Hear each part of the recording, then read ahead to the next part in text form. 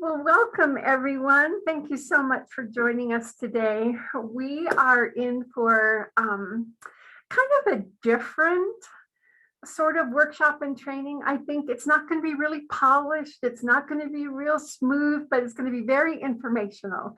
And because I know you all so well, I feel like I'm just sharing with friends.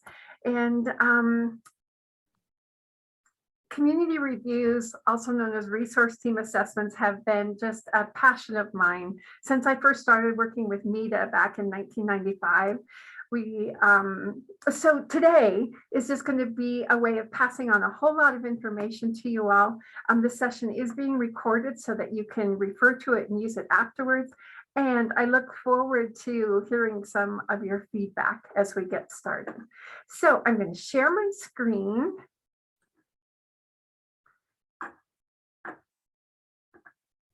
And do you all see the first slide? Okay, I have two screens, so I wasn't sure which one you were seeing. So here we go.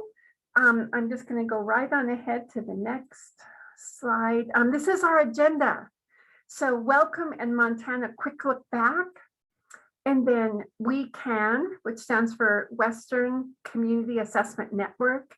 Lori Higgins is going to share that for about 10 minutes. And then we're going to really buckle up and dig in for about 45 minutes on the community review training itself. And then we're going to just talk about you and your involvement and where you see yourself fitting into this process. So right off the bat, a welcome and a quick look back. As I mentioned, MEDA started doing resource team assessments. Really the first one I think was in 2001.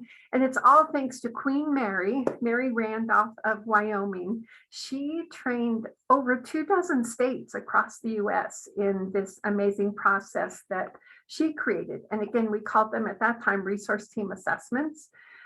It was a role of MEDA's, sponsored by Montana Department of Commerce. And even there was a grant from USDA Rural Development at the time to conduct community reviews across the state. And so I think, Lori, with that quick background, just to show you, MEDA was not alone in this by any measure at all. You can see we have had some amazing partners and what has now grown to a 3-state partnership. And so Lori, please introduce yourself, and I'm going to turn this slide over to you. Okay, well, hello everybody. Nice to meet you or see you again. Lori Higgins. I am a community development specialist with University of Idaho Extension, and I've been in my position for about 19 years. And I've been working on community reviews in Idaho since about 2003. And I have been on, I think I've been on 24 community reviews, most of them in Idaho, 2 in Montana, and one in Wyoming. And it's kind of a long story about all the thinking that went into, why the 3 states should come together. But basically, I approached Gloria and Kim Porter with Wyoming Business Council and our Idaho Rural Partnership executive director in Idaho and said, what do you think about getting together and learning from each other, what's been working, what's not been working so well with our processes, figure out if there are things we could do better, and also let's evaluate what we've been doing. So everybody was like, sure. So I wrote the grant and we got the grant in 2017, and we came together and revamped the process so that it became more of a phased process, a couple of visits instead of one, and more of a robust sort of action planning process as part of it, as well as a standardized survey, community satisfaction survey that we did in each community before they had their community review. On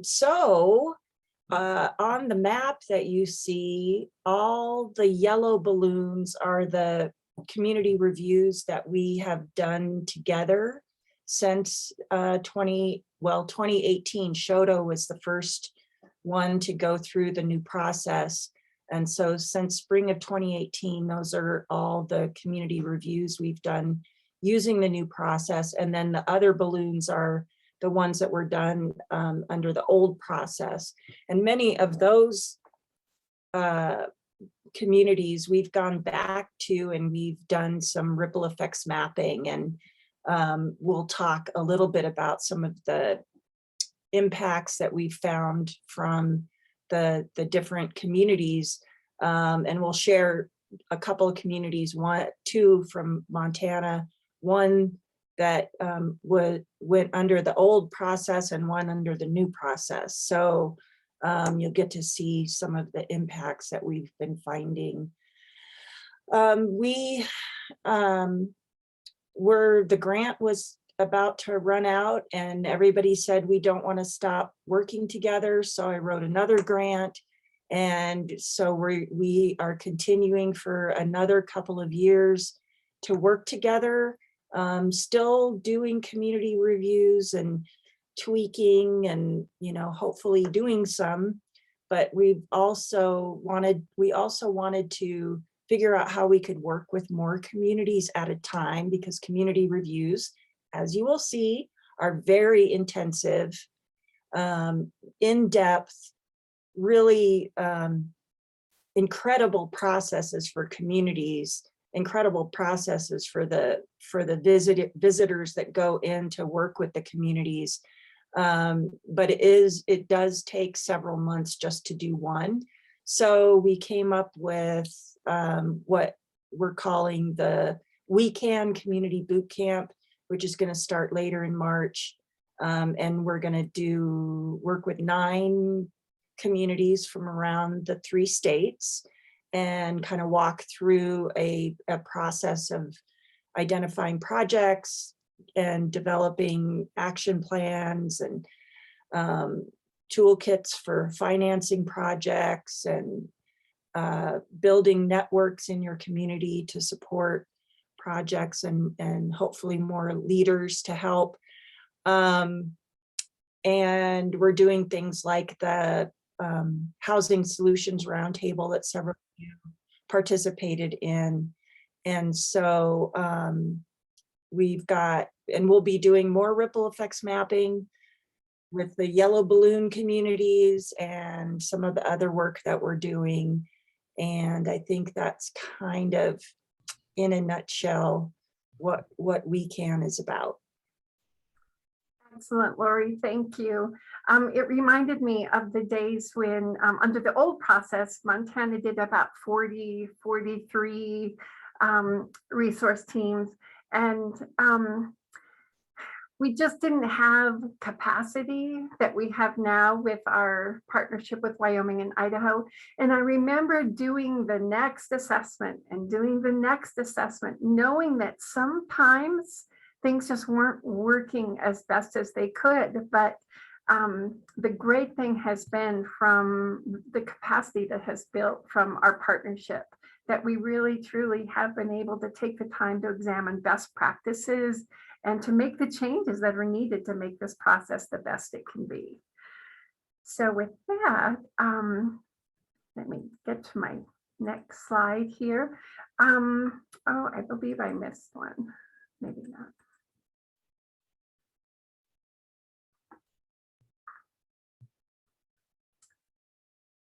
Alyssa, I was going to have you talk a little bit about the benefits to a community doing this. We have a few people on the call today that are going to be doing one in Broadwater County. So if you could just start real briefly, the benefits to going through this process. I sure can. There are some really significant benefits to this opportunity for an assessment.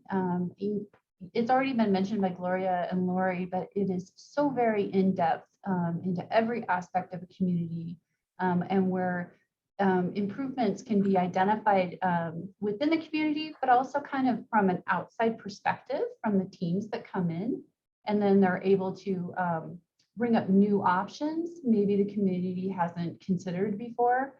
I mean, you can see all the bullets, the identification of needs and opportunities on which the residents gain consensus. So they have an opportunity to sit in the same room and kind of air any, concerns about what the potential is for the community. Recommendations, use as third-party documentation for grant funding requests. So this is kind of my area. And absolutely, when you have the background in place, it's great that you're able to show that in a grant, that you have the layout already, your base decisions already made before you're looking at feasibility in particular. Increased awareness of sources of funding, the information needed to improve the community decision-making and leadership. Solidifying the leadership within the community is important. Collaboration and coordination between all of the organizations that maybe have not had a chance to connect before. Good relationships between the community, the agencies that provide the funding and assistance. So really it's a connection at the state level, federal level, and the local level to reduce any confusion and offer opportunities there. Strong relationships between the members themselves. It is really affordable compared to the other plans that I've seen that have come across my desk. $15,000 to $25,000 for assessments that take place using outside professional consultants that can be done with this group for a fraction of the price. And then finally, coaching, plus the peer learning network and the ripple effects mapping that that will be gone over later on, I believe, in the training. So to show, outcomes, that's what we're looking for. Alyssa, while I'm finding the Ronan slide, would you please introduce yourself? Tell us what you Sure, do. of course. I'm Alyssa Townsend. I work as a program specialist with the Montana Department of Commerce. It's the Big Sky Economic Development Trust Fund that I have worked at for over 11 years now. And we offer some opportunities for grant funding. So there's our job creation grants, and then there's our planning grant funds. So kind of on a side project, in the past, I have assisted with these community assessments, and I'm a strong advocate for these programs because I've seen the successes. Thank you, Alyssa. And you'll see this slide, Lori built this slide for us, and it is based on the Ronan outcomes. And Alyssa served on the Ronan team. It was the previous process. So Alyssa, would you just share a little bit about the outcomes from Ronan? Sure. So you can see me in the photo. I'm the one with that's got my head bent down, sitting in the back, studiously looking over my notes. Right. And this was a great team to work with. We had Gus Byram from Community Development. We had Eric from NBAC who participated, Gypsy Lee, who is actually the on-the-ground local person from Lake County Community Development, and several other partners that you can see at the front there. So it was a great group to work with. And my understanding is that it's a similar arrangement with the newer, which you'll see later. But the ripple effects, I don't know, do those show up, Gloria, on the slide? This was Here they come. Okay, so this was an assessment in, as I mentioned, Ronan, Montana. Look at all of these, items that came out of the assessment. And my personal favorite, if you look at the bottom in the yellow, the downtown revitalization, which they were really concerned about that. How do we get people to come downtown? I mean, this is a big Montana issue, right? Our small downtowns. They talked about a brewery, and sure enough, they did it. A cooperative brewery, the first in Montana, was opened in Ronan. And I believe you could buy a share. I think it was between $200 and $250, and you got some perks, and it was just really neat to see that come to fruition. And then another favorite is in blue, the lights under the big sky. So they're wondering in the community, how do we deal with the fairgrounds? Nobody uses the fairgrounds in winter. It's busy all summer long with baseball games and the fair. How do we use it in the winter to really draw people in to tourism? So the Lights Under the Big Sky was developed. This is a Christmas market / Meet Santa. I looked online, it looks like they've even added to it. It's called the Holiday Retreat, where you bring a tree in and you decorate it, kind of similar to the Helena Festival of Trees.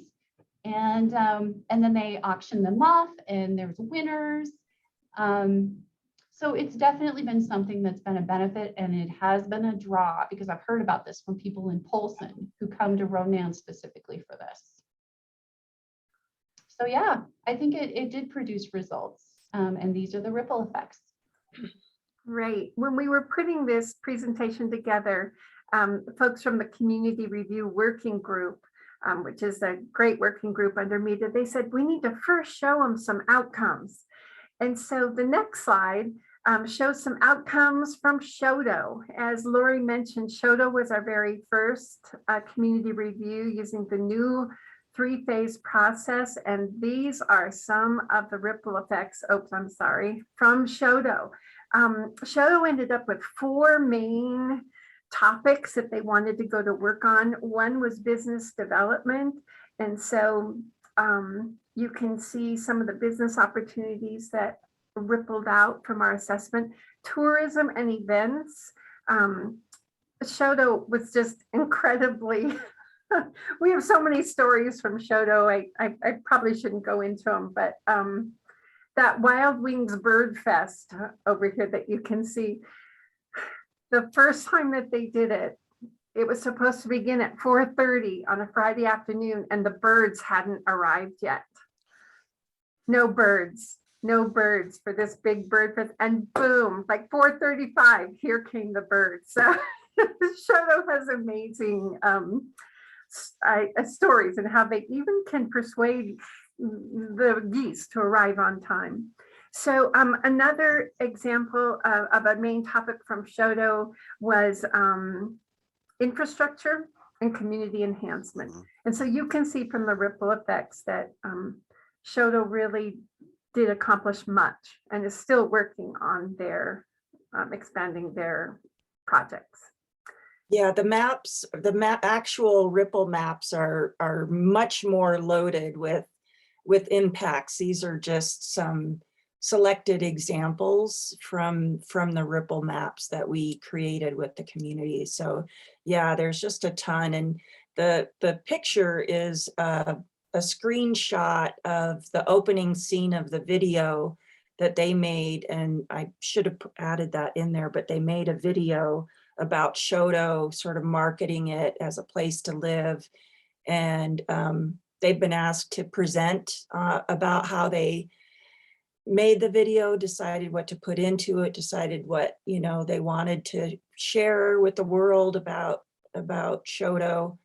And, you know, I'll add too, like in Ronan, one of the ripples I tried to fit in but couldn't, they started a round table where people just came together regularly to talk.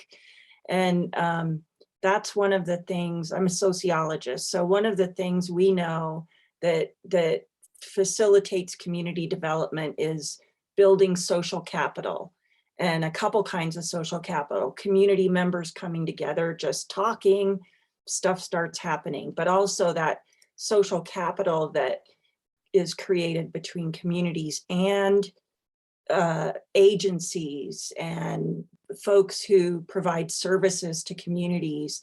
That is just incredibly valuable, that linking social capital. So, and I talking about benefits, I like to call the community reviews extreme sport for community development nerds.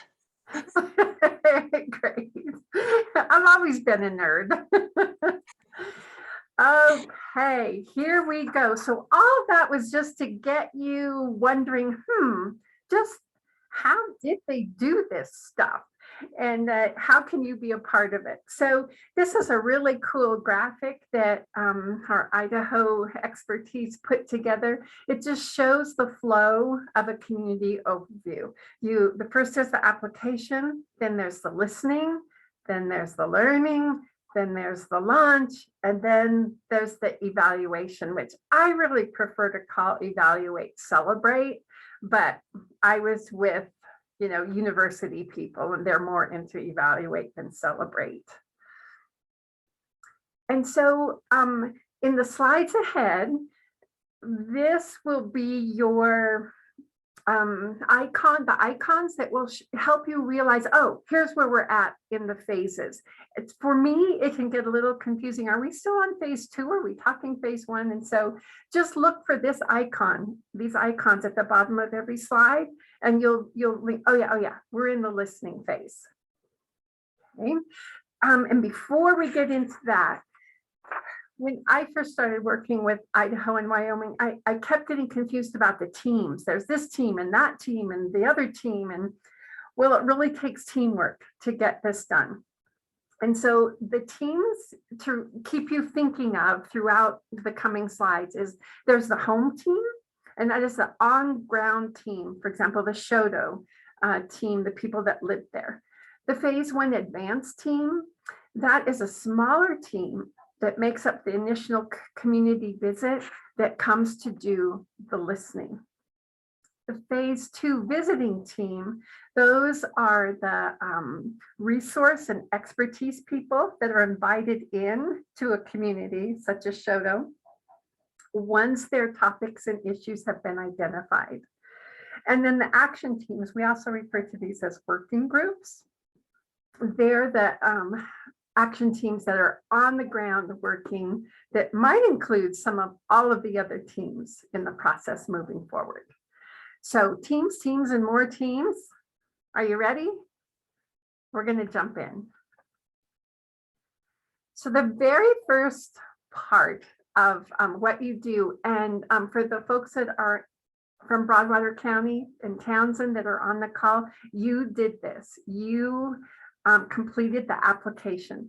Under our old process, we did not do this. And I really feel that this is a huge piece of making sure a community is ready for what they're about to undertake.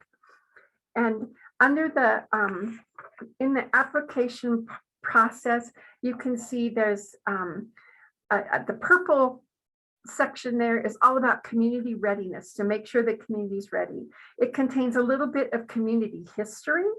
What has, say, Broadwater County worked on in the past, and Broadwater County did do our old process. So I'm excited so many of you are on the call today. And then also, what are the current challenges and opportunities that, say, Broadwater County is facing? I know you've got a lot of growth, you've got housing issues, holy moly. It's the times we're living in, right? And then a little bit in the application about your current leadership. And so let me see if I can maybe share my screen to show you an application. Just real briefly, this is what the application looks like. It happens to be Shoto's. You can see right away we bullet point, here's what Broadwater County will be responsible for. And it goes into details, just so that there's no question about who's doing what. Of course, an assessment always involves economic development. That's one focus area we know that will be a part of every community we visit. But there's also a list of other things that might come up just to generate some discussion among that home team. And then we ask the community in the application to put some names. Like in Shoto, we had Corleen Martin, who is since retired, but give us a name that's going to go with that main topic and issue. And then the application digs deeper into, tell us about these focus areas. And for example, in Shoto, it was marketing and coordination and broadband. And so part of the application, the purpose is to get the community thinking before a team even arrives, what they may want to go to work on. So you can see it's detailed, and oh, here you can see that Shoto is giving us a little bit of history of the success they've had, and maybe not so much success at some point. So that is just a little bit of what the application looks like. And I'm going to Lori, share can I add that? So Yeah. we try to also instill the notion that those focus areas may shift. So they're not locked in, and I apologize, my dogs are right in the next room playing, so they're loud. That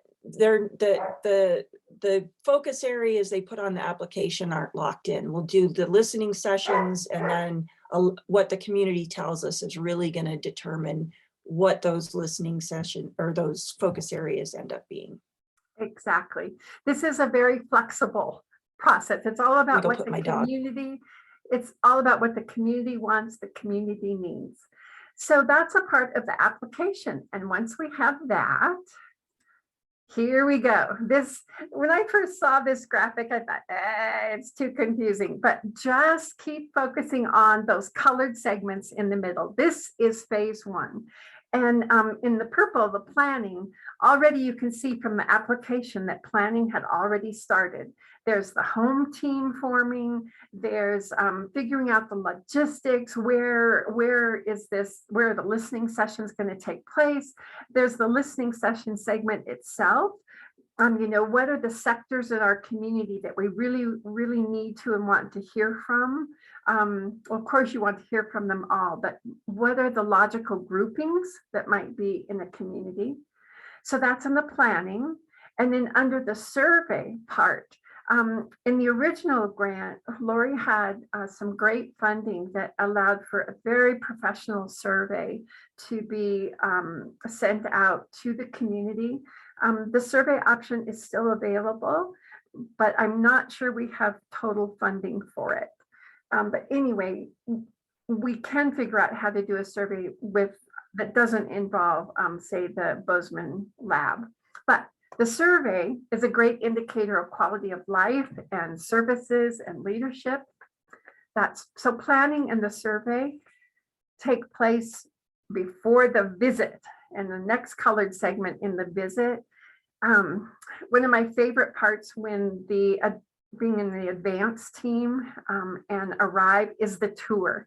It's so great to really get a behind the scenes look of a community. We've seen everything from, I can't remember the town we were in, but people kept mentioning this ginormous pothole. And finally, one of the team members said, we have to go see that pothole. And sure enough, it looked like a crater of the moon. We didn't really get why was it coming up constantly until the team saw it. So the bus tour is so important. And it also helps us see community priorities on the tour. Then in our visit, we start with listening sessions, and we'll go into that deeper in the next few slides. Yes. Yes. Sorry to interrupt. You're breaking up a little bit. Uh-oh. Yeah, I wonder if you want to turn off your camera. Okay. Might help. Thank you. Thank you. Thank you. So I did mention the visit, which involves the bus tour, the listening sessions, and the town hall meeting. And then an outcome from the phase one is a report, which includes the survey results, all the data from the listening sessions, and the next steps. So let's look deeper at some of this now. This is what an agenda looks like for the typical agenda for a phase one. So Broadwater County folks, be thinking of this. Typical is we all meet. There's our teams, the advanced team, the home team, and some of your community leaders. We do the tour. We might be able to squeeze in a listening session. And then we have an open house, just anyone that couldn't attend any other time, they could come at this time. And then sometimes a team dinner and discussion is helpful. The second day is really jam-packed usually with listening sessions. And again, Lori's going to talk about that in a moment. But I really want to point out this important time here from 2:30 to 5. It's the advanced team work session, and we'll look at that in another slide as well. And then a dinner, and it usually wraps up with a town hall meeting, just to make sure, check in with the community that we're on track, that what we heard, what the team heard, is indeed what the community is saying. So that's a pretty busy, fast-paced agenda. And so, Lori, would you look deeper into just what does a listening session look like? Sure. And Gloria mentioned the reports that we write after each phase. And I should have mentioned the slide with the map, the balloons, if you hover over them or click on them, I can't remember, but a box pops up and there are links to every report, ripple map. We also did community profiles for every community that did a community review in the last 5 years. That includes like some demographic data, information they can use going forward in grant proposals and what have you. And we also put together a do-it-yourself community profile set of instructions. It's gotten pretty simple with some of the new census data tools that have come out recently. So listening sessions, we in Idaho, we didn't do listening sessions until after Mary Randolph came and did a training with us. And there were a few of us were like, we really need to do these listening sessions. You know, it's a big part of what was missing. So we started doing them in 2009 and never looked back. They are such an essential piece of the community review because it really is where you get to hear people talk about, you know, what's important to them and, you know, what they would like to see in their community going forward. The way they're organized, as Gloria mentioned, is we do it by sector. So we do a group of youth and we do a group of senior citizens and a group of, you know, business owners. And we try to keep the sectors, you know, pretty separate so that people feel comfortable and they can kind of feed off each other in the listening session as well and learn from each other. So we don't try to get like two very different groups together. Sometimes we will combine like social services and first responders and faith leaders, for example, if, you know, we need to squeeze some groups together into a listening session. But again, we just try to keep them a little bit independent, and it just works better and is more, I guess, rewarding for the participants as well. So we, you know, we open it up and you know, do some introductions and some basic sort of ground rules and, you know, being respectful and describing what the process is. And then we hand out a worksheet that has the questions on them with space to write in. Just give people 5 or 10 minutes to just do their own reflecting on what they think. And then we're less likely then to see that sort of social influence when people start sharing ideas. So we give them some time and then we have a flip chart for each of the questions, and we capture first, what people don't want to see in their community in the next 5 to 10 years. We don't spend a lot of time on that question because it's negative, and we don't want to dwell in that arena, but it actually is a really good segue into and helps people think about and recall and identify the things they really do want to see in their community. So we quickly shift to the positive and focus on what they do want to see, and then what kinds of assets, what kinds of strengths. These can be people, places, businesses, location, amenities, all kinds of things. What are those things that you have that can help the community achieve its desired future? As you've all probably noticed from time to time, it's hardest for people who have been there for a long time to see the assets that are in their community. So it's really great. Sometimes you get newcomers in with people who've been there for a long time, and it's great. That's like you get to see your community through different eyes in this process. It takes about an hour and 15 minutes, but if you can get through the 3 questions, you don't have a lot of people in the listening session. Like 8 to 12 is a good number.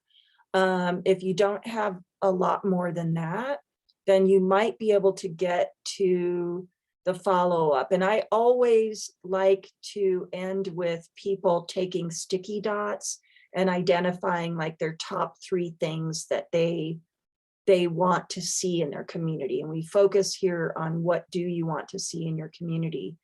And if we have time, it's helpful to talk about, okay, well, here's your priorities. What are some of the potential barriers that you're going to have to navigate in order to make that happen? And how can your assets that you've identified help achieve those priority goals that you've identified? Also, we know that the same 10 people have been doing most of everything in small communities for a long time. So to help foster a more leaderful community, we hand out these sign me up cards to everybody. And we tell them it's not required that they be involved going forward. They can just give us their contact information if they want to stay informed. They don't have to fill one out. But if they're interested in being involved in something, what's something you would be interested in working on? And what kinds of skills and talents do you have that you could offer to the community? So the community ends up, we put that in an Excel spreadsheet. So they end up with a little database of potential volunteers and at least a mailing list for going forward. And then we talk about the opportunity to come together and hear the summary of what we've heard for the through all the listening sessions at the second town hall meeting. And I think that's about it, right, Gloria? I think you did great. Thank you. Okay. So remember a couple of slides ago, I had that important arrow because there was the work session for the team. So imagine, which Alyssa and Diane Lim has joined us, and they've both been on resource teams. Imagine sitting and listening and listening and listening to different listening sessions throughout the day. Well, somehow someone has to pull all that information together and make it make sense. And so that is the purpose of the work session of the team. And it's very, very critical because, as you can see on the right, these were the main topics and issues that resulted from the work session of the advanced team. So it was Lori, Paul, and I, Paula Chappelle, sifting out all these pages of information we received. And in a very short amount of time, you've got to pull it together and summarize. And so this was the nice, neat, clean results from our work session in Shoto. You can see those 4 main topics are indeed what Shoto ended up going for. So I just wanted to give you a peek behind the scenes that yes, that agenda is lovely. And yes, the application is great, but there is a lot of work that goes on behind the scenes to make it all come together. And Lori mentioned the town hall meeting. Throughout every listening session, there always is, just as Lori said, that buzz to an encouragement to be sure to come. Be sure to come tonight. You're going to be able to tell us. You're going to be able to hear what all of your neighbors said, and you're going to be able to let us know if we are indeed on the right track. And so I like to keep town hall meetings to an hour. I mean, just short and sweet and crisp, and give people time to visit afterwards and hopefully sign up with their sign me up cards, or even already join what they perceive as a topic or issue to go to work on. So in a town hall meeting, welcome and introductions, and then a recap of listening session findings. So that summary that I showed you the slide before. And this is an opportunity for the advanced team to say a little bit about what they observed. During the listening sessions is not the time for the advanced team to talk. And the same for when we get into phase 2, the listening sessions is not the time for, say, Alyssa to jump up and say, oh, Big Sky Trust Fund will help you figure that out. You know, that's not the time.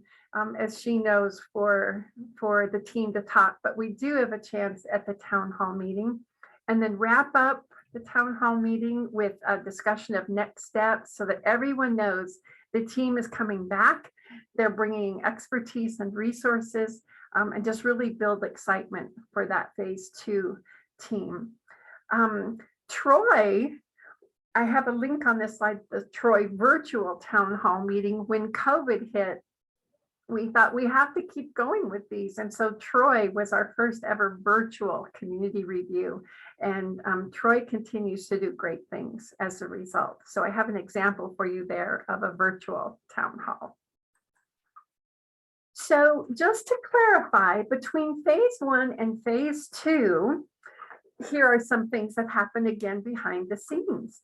The advanced team, like those 3 people that were in Shoto, we came up with a report, and these are the bullet items that were in the report. And it is a team effort from the team leader and the advanced team. There's that word team. Meanwhile, the folks back at the ranch and back at Shoto say they are preparing for the next team visit. They're setting the date for the visiting team to arrive. They're working out logistics because the team is bigger. Advertising, they're keeping that buzz going. And I do have a link to the Shoto phase 1 report. We'll make these slides available as well as the recording, so you can click on these links. They're also on the medamembers.org webpage. So there's usually 3 to 6 weeks between phase 1 and phase 2. That's really cranking out work, but I just personally believe that if you wait much longer, you lose too much of the excitement and the community buzz. Again, just to clarify, here's the phase 1 advanced team. It was Gloria, Lori, and Paul. But now to address all of these topics and issues that were raised, see that long list of the phase 2 team? That is our phase 2. They're coming to, in this example, Shoto, with resources and expertise to address the issues that were raised back in our listening sessions in phase 1. So I hope this helps you see the connection between the phases. Also, just a quick note here, certified regional development corporations are just critical, or your local economic development organization are absolutely critical to the success of every community review. And I think you'll see as we go why. It's just so obvious that without them and their expertise, things just don't flow as they could, because they are your area resource and economic development authority. Okay. Whew. Questions just on, this is the application in phase 1. Does anyone have anything they would like to comment on thus far. We've got a little ways to go yet, but I thought we'd take about 3 to 5 minutes for questions or any observations.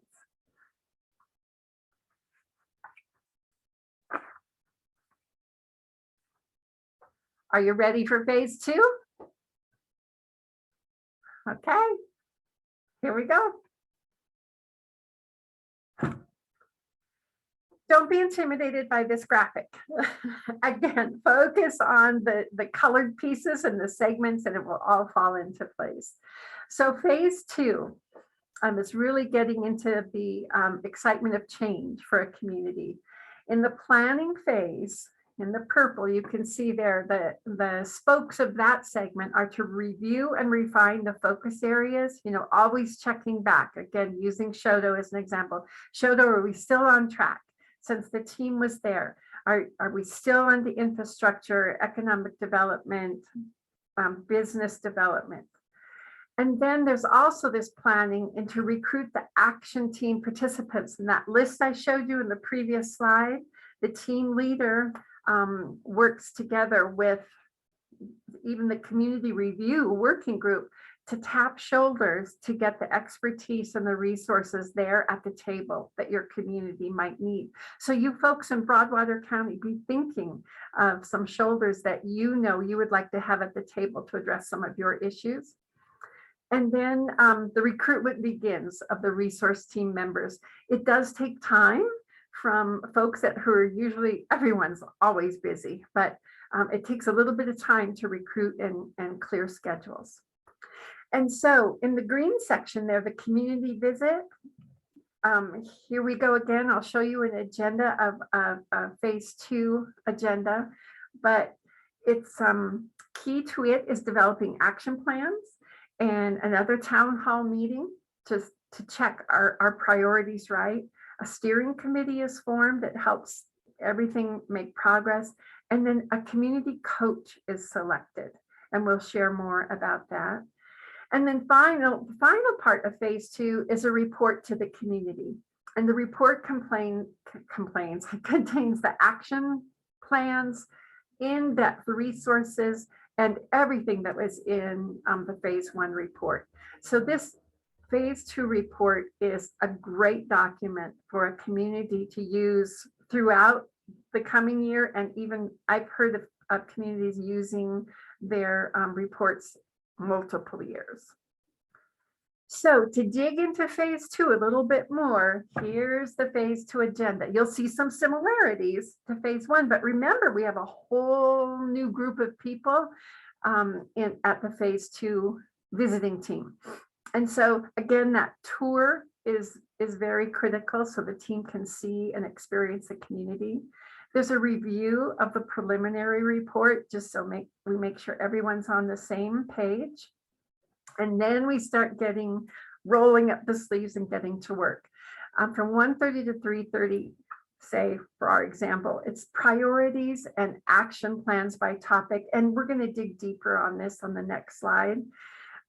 We'd love to do a quick report out. It's really fast paced. And I just find these so energizing when all the little groups get to say, here's what we've come up with.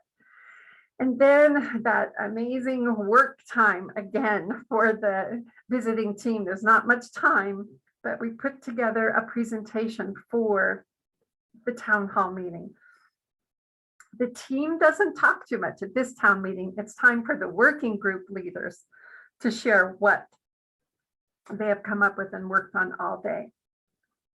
That town meeting is a great time to get community feedback from those that maybe weren't able to participate during the day, and hopefully recruit more people to come and join us day 2. And so before I go to day 2, let me dig deeper onto the priority and action planning phase. These are just critical hours in phase 2. I mentioned that Shoto had 4 areas: business development, infrastructure, tourism, and community enhancement. And so we tapped shoulders for our visiting team expertise to address those issues. And so we began with individual community members filling out worksheet A. And it's just a very simple worksheet on what is important to you.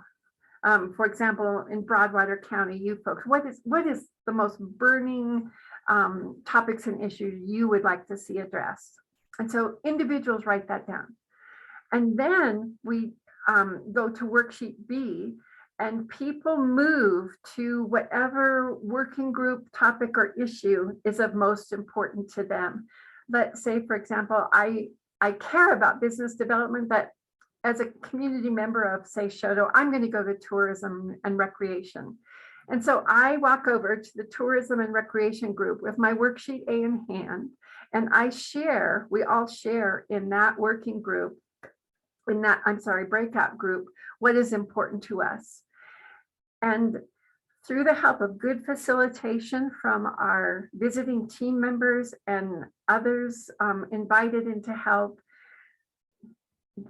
the groups come out, exit their, at the close of the report out, they have in place priorities for what they want to work on under each of these 4 main topics that happen to relate to Shoto. So in just a few hours, it's hard work, but we have the main topics and issues prioritized under those main topics. So then there's even more work to be done. It makes my brain tired to just think of it all. We come up with action plans, and this is really, really critical for the visiting team expertise to be made aware. I'll never forget in Shoto, Gus Byram was at the infrastructure table, and they were all ready to go a certain way. And Gus said, "Oh, no, you must do this first." And so that is so critical to have our visiting expertise and resources there to help fine tune those action plans so we don't go wonky, that action plans are created and there is doability in them. So this is just to show you what one of our action plan worksheets look like. It's blank, just, there's the main topic, there's the issue, there's the goal. And so I just have in my mind pictures of many groups huddled up, filling out these forms so that their project and issues become a reality. And this is a sample of an action plan. Again, it was in Shoto. You can see this was tourism and outdoor recreation. Their issue was expanding recreation, and their goal and their champions. It's all laid out. Action steps, who's responsible, the resources needed, the progress indicators, and the completion date. Now you'll notice nowhere on here did they say, we will make sure those birds arrive at 4:30, but they did for Shoto. Okay. So back to our agenda, we're still on day 1 of the phase 2. And so this is hard work, but it is so worth it. And so you can see we just finished at the arrow there. We pull everything together. Let me pop back there. We pull everything together, do the community town hall meeting. And I just have to tell you, even though everyone by this point is very tired, it is so energizing to meet with the whole community and share, here's what we've worked on throughout the day, and to get re-energized just from being with people who love their community and want to get things done. So now let's look at day 2 of phase 2. I should have mentioned part of the wrap up is really encouraging as many community members as possible to join us the next morning. Maybe they couldn't participate all day. I mean, people do work, but it's really important to have as many people as possible on day 2 because we review the action plans and it's preparing us to launch into that phase 3 is launch, because we form a steering committee. And the steering committee is usually formed by 1 or 2 people in each of the working groups saying, I will be the one that starts, that plans and sets the date for the next meeting. So often before the phase 2 team even leaves, every working group or action team has a date set Also, they've identified a coach. In our first grant, Lori wrote there was funding to pay a stipend for a coach, which if the person didn't wish to be paid, it could go, the funding went to a project.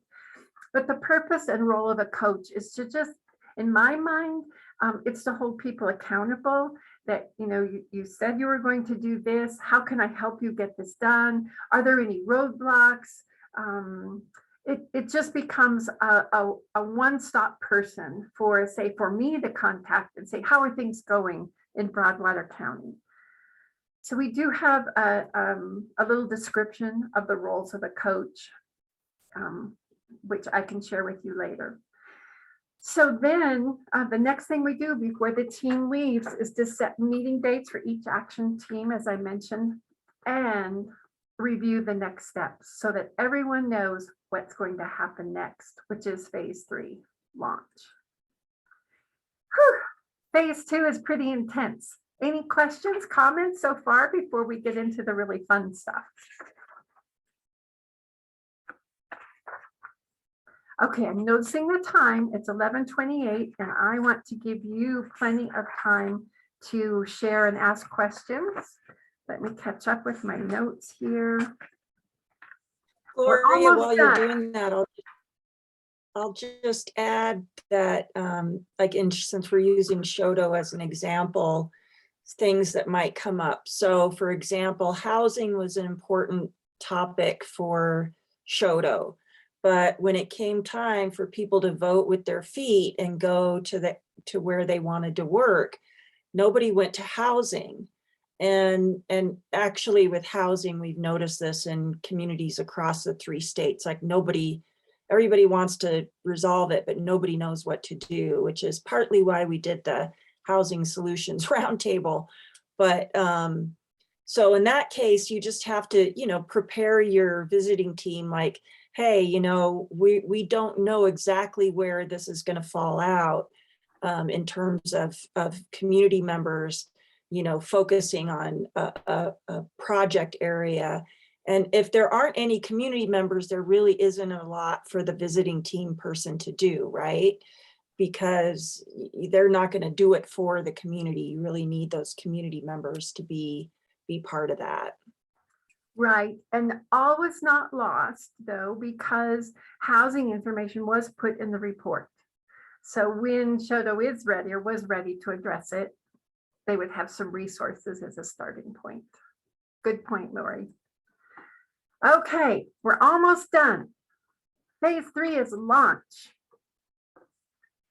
As you can see, there's not really a clear line drawn in the sand. I feel like phase 2 kind of just melds into phase 3 before the visiting team even leaves a community.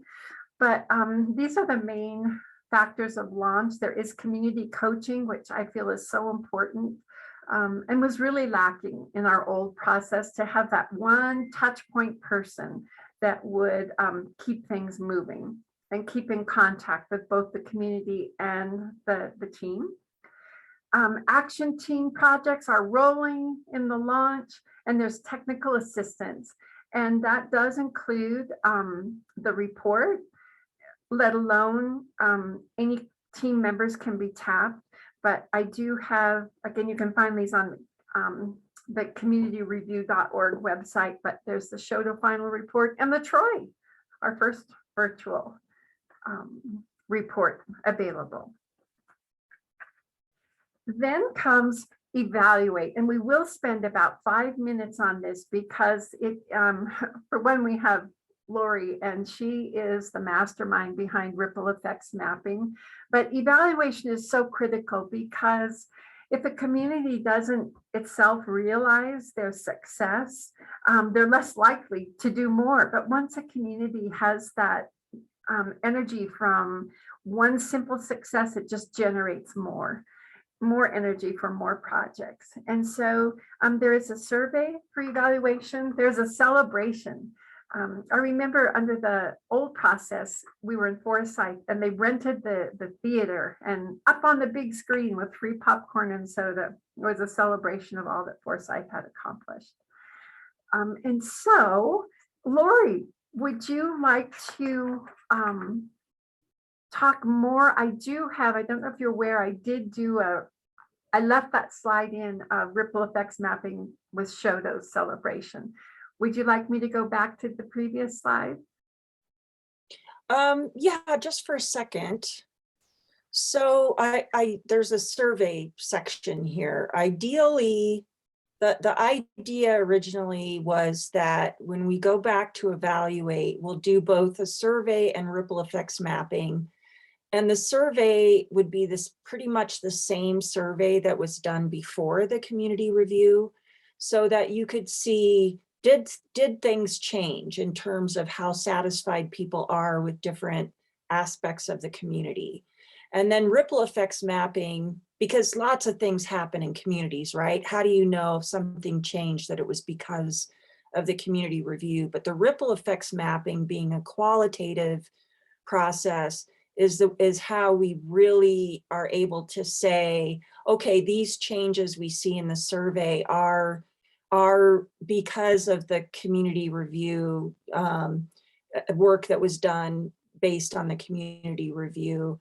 But these things are because, you know, there was some other thing that happened, you know, business just decided to move to town with no connection to the community review whatsoever, or that was in the works, you know, during the community review. So anyway, it helps us really pin down what changes are the community reviews helping to make. And the other thing that, well, let me just say this about the survey. We haven't done any follow-up surveys in any communities, and probably won't, simply because the pandemic happened. And so it just has completely messed up, you know, any hope that we had of being able to say, you know, how things have changed because of community reviews. You know, it's just been kind of for communities like, you know, 1 step forward here, 3 steps back. In this area, 3 steps forward because of CARES Act money, 2 steps back, you know, because businesses closed or whatever because of the pandemic. So we just decided, let's put our resources elsewhere and focus more on ripple mapping and working on our peer learning networks and some of the other things we've been doing. But the other thing ripple effects mapping does, as Gloria said, is it does help energize people, because, you know, we have these different teams, right? And the different teams go off and they work on things. And, you know, there's kind of report out at you know, steering committee meetings on what's happening. But a lot of the people don't attend those meetings, so they're not really aware of everything that's happening in the community. But when you go in, you bring all these people together, you give them a few minutes we do appreciative inquiry, which is positive questions. What's something you're really proud of? What's some, you know, how has the community changed as a result of the work that you've been doing? And, you know, what are the resources and opportunities that have resulted because of this? And then we give them time to have a conversation with one other person about those questions. And then we bring everybody back, and then we start mapping this. And this was actually the first virtual ripple effects mapping I had ever done. And that was also in Shoto. Shoto's the first for everything, because the pandemic, this was April of 2020. And so I've done a lot of virtual ripple mapping. It's really fun to do in person, because just that energy in the room and the dynamic, you lose a little bit of that virtually, but you still can capture all the good information and things and work that people have done. And by the end, people are saying, wow, I didn't realize we had done so much. And also just looking at what has happened, that sort of sparks new ideas and conversations that people have afterwards. And so ripple effects mapping usually has some positive ripple effects. So that's I think a really good way to evaluate even without the survey, to evaluate what happened. And it's great for the community, and it's great for, you know, the MEDA to find out what's been happening in communities they've been working with.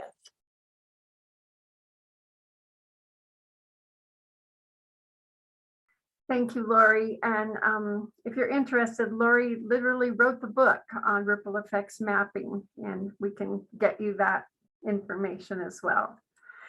So, big breath. We walked through the application, phase 1, listen, phase 2, learn, phase 3, launch. And so let's focus on you for our remaining time. You and community reviews, thinking about maybe you would like to participate in one, being a team member, whether an advanced team, a visiting team, maybe a coach, maybe a team leader. And this is for our Broadwater County folks on the call today. Would you consider participating? Of course, I'm just so grateful that Broadwater County is on the call today so we can get started. And maybe you want to be part of the MEDA working group, or we have a peer learning network, which that's just evolved from so many of our community leaders and been given the opportunity from Idaho and from We Can to come together monthly and share ideas and problems, challenges, and how did others solve them. Maybe if nothing else, you could just be a promoter of MEDA and community reviews, just knowing that this tool is out there, that you could pass it along and share with others. And just so you can see some of the team, this was a couple of years ago, but this is part of the Idaho, Wyoming, Montana team.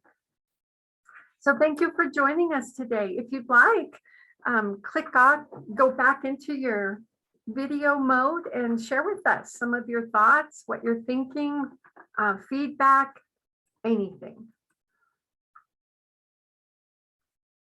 I was wondering if I could pick on Diane, Lim, and Alyssa, because you both have participated in resource teams. I'm wondering if you'd be willing to share a bit about why you valued the process.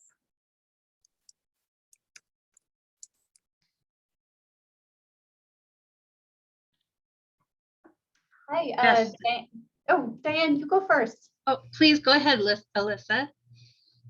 I was just going to point out that, you know, we can talk a lot about what the problems are in a community and where the real benefits are and where the growth should be.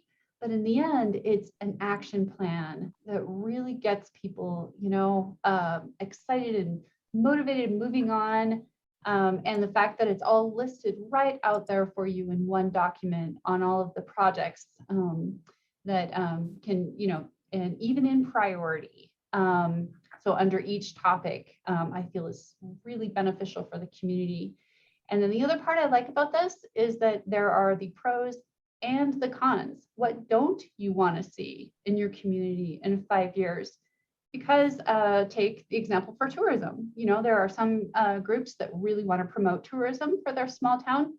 And then there are others in the community that don't necessarily want to see that.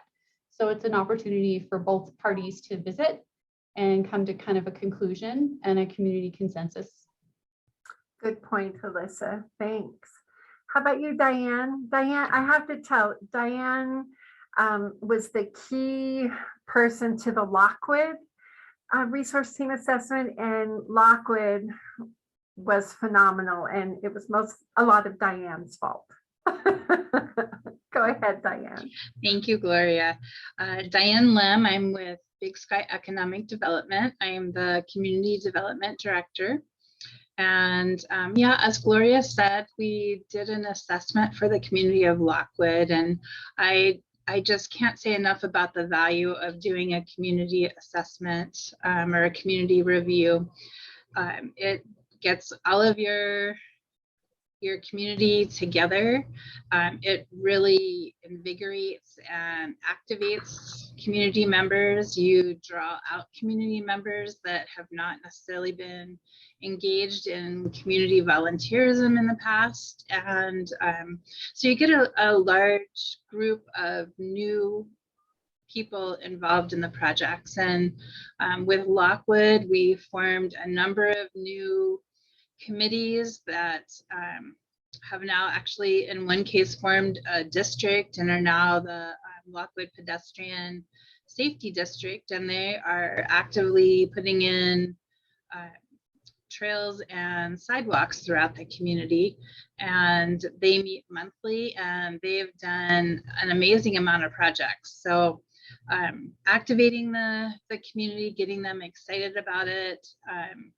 The 1-year celebration is something that really joins everybody back together, and you just really feed on that excitement. But it's a great plan, and it's something that's easy for the community members to follow.